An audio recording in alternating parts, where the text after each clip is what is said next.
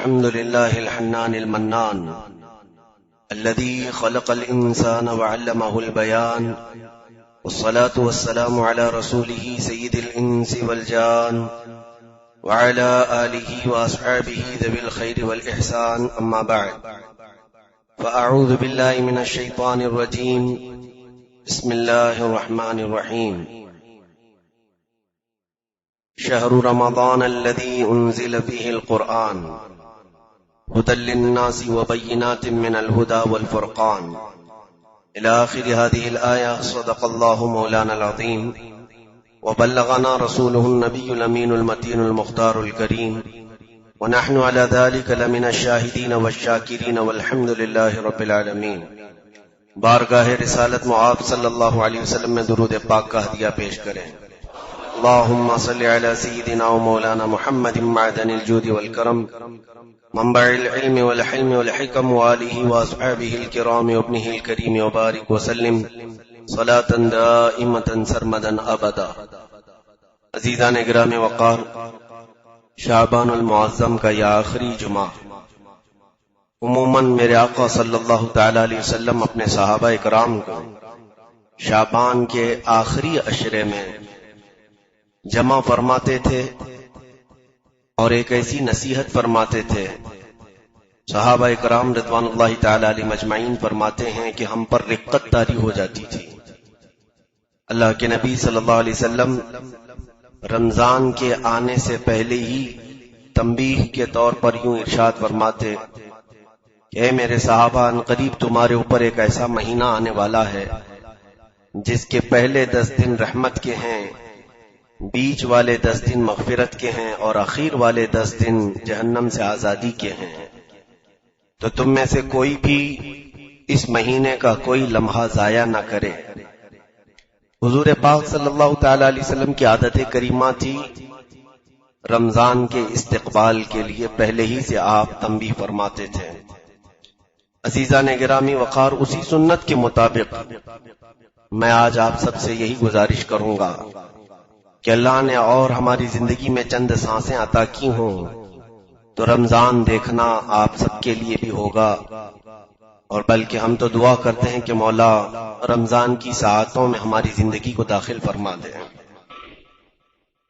اگر اس سال کا بھی رمضان دیکھنا ہمارے مقدر میں ہے تو میرے عزیزوں، کسی بڑے مہمان کے آنے کی تیاریاں گھر میں پہلے سے ہونے لگتی ہیں.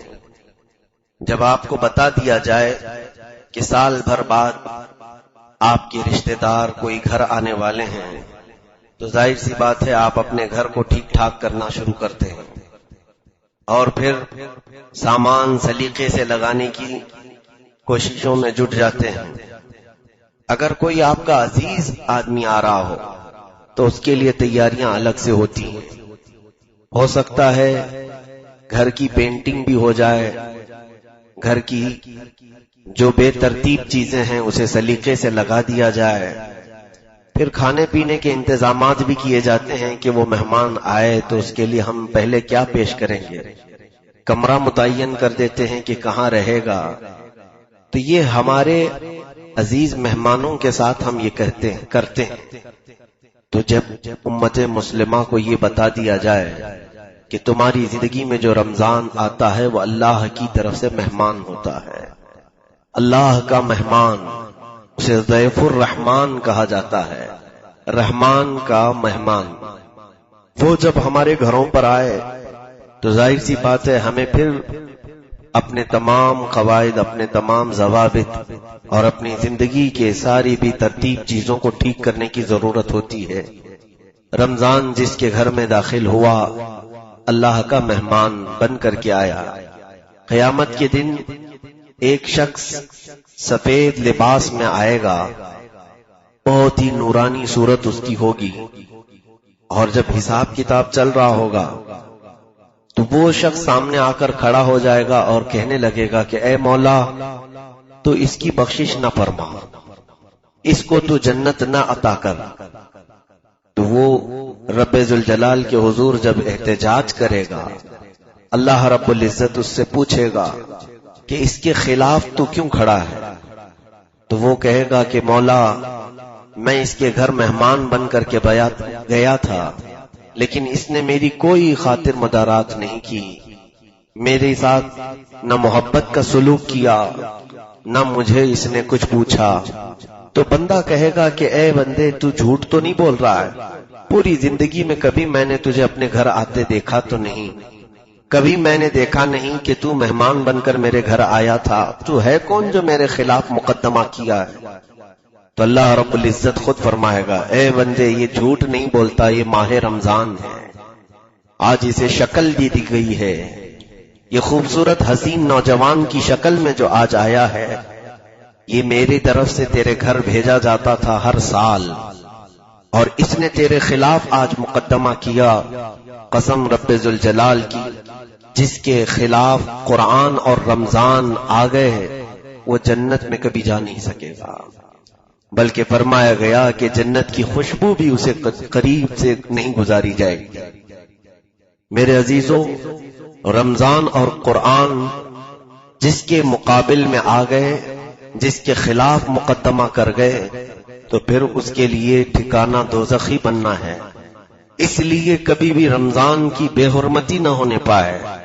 اب آپ پوچھیں اس رمضان سے جب قیامت کے دن وہ ہمارے خلاف مقدمہ کرے گا کہ اگر تو اللہ کا مہمان بن کر میرے گھر میں آتا تھا تو میں نے تیری کیا بے عزتی کی، میں نے تیرے ساتھ کیا برا سلوک کیا، آج تو اللہ کی بارگاہ میں میرے خلاف جو مقدمہ کیا ہے، میں نے کون سا تیرے ساتھ برا سلوک کیا تھا؟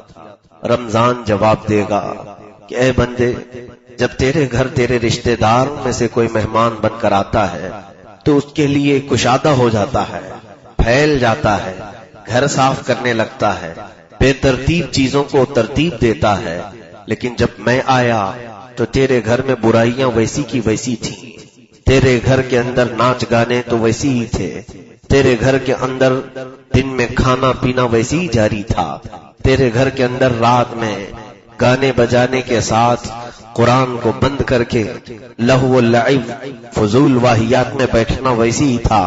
کیا تیرے گھر تیرا رشتہ دار مہمان بن کر آتا ہے، کیا تو اپنے گھر کی زمین کبھی صاف نہیں کرتا؟